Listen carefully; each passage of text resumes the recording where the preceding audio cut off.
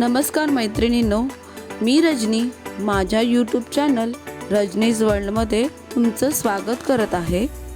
मकर संक्रांतीच्या निमित्ताने तिळाचे लाडू साध्या सोप्या पद्धतीने आणि झटपट होणारे, टाळ्यालाही न चिटकणारे, भरपूर दिवस टिकणारे, खमंग व खुसखुशीत असे तिळाचे लाडू कसे बनवायचे ते आज आपण पाहणार आहोत।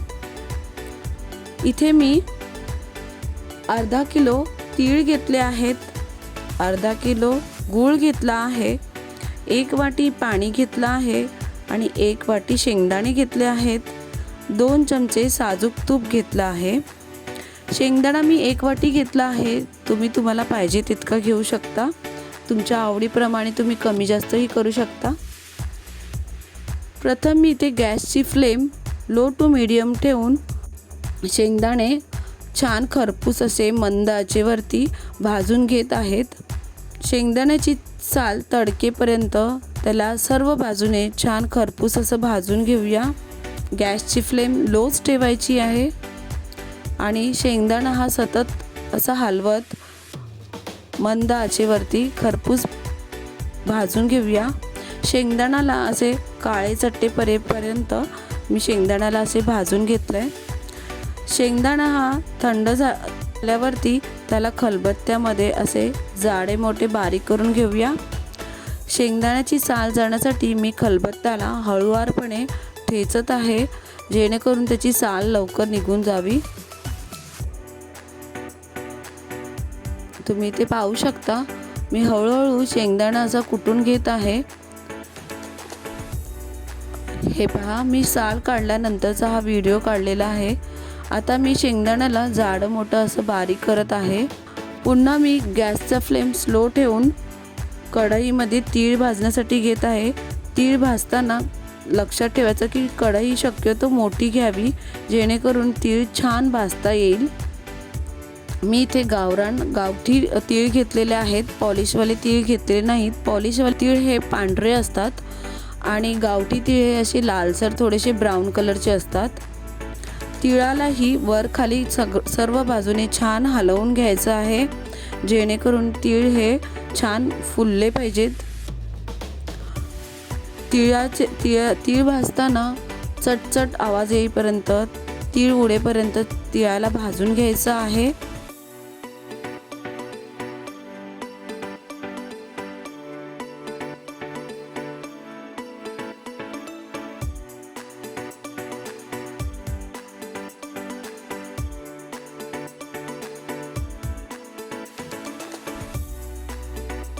आता तीळ थंड होण्यासाठी मी बाजूला काढून ठेवलेले आहे। त्याच कढईमध्ये मी 2 चमचे तूप घालून घेते। 2 चमचे तूप घातलेत, गूळ घेतला आहे आणि 2 चमचे पाणी घ्यायचं आहे आणि गूळ हा चांगला वितळून त्याचा पाक करून घ्यायचा आहे। गूळ या पद्धतीने चांगला मेल्ट झाला पाहिजे। गॅसची फ्लेम स्लोच ठेवायची आहे, नाहीतर गूळ जळतो व लाडवाची चवही चांगली लागत नाही। या पद्धतीने गूळ शिजला की त्याला फेस आला की त्याला एका वाटीमध्ये पाणी घ्यायचं आहे आणि हे गुळाचं मिश्रण त्यात घालून चेक करायचं आहे। गुळाच्या मिश्रणाची अशी गोळी तयार झाली पाहिजे। गॅसची फ्लेम मी लगेच बंद करून मिश्रणामध्ये शेंगदाणा आणि तीळ घातले आहेत आणि त्याचे झटपट असं मिश्रण एकजीव करण्याचा प्रयत्न करते आहे। हे पहा, तुम्ही पाहतच असाल की गुळाचं मिश्रण यात मी एक छान असं मस्त एकजीव केलं आहे।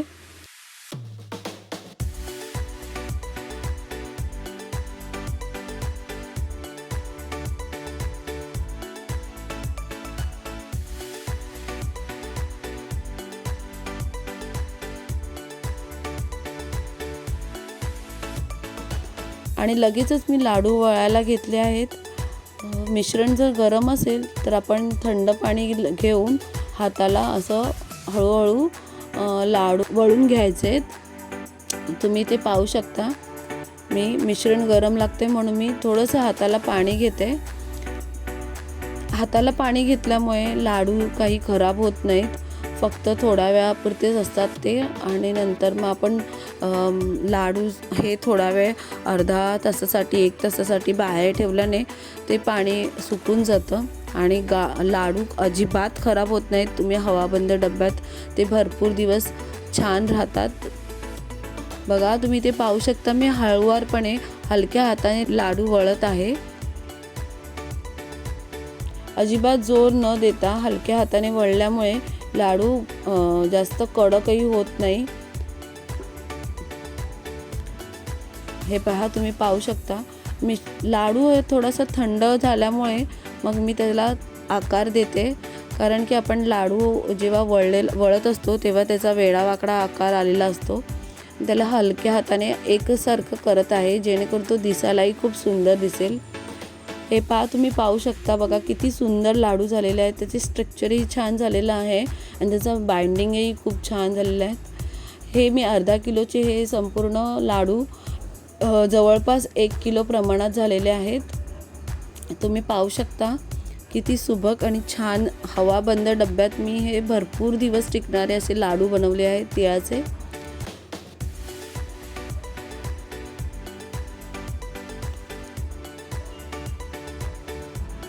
माझा व्हिडिओ तुम्हाला आवडला असेल तर माझ्या व्हिडिओला लाईक करा, शेअर करा आणि कमेंट्स करा. Thank you.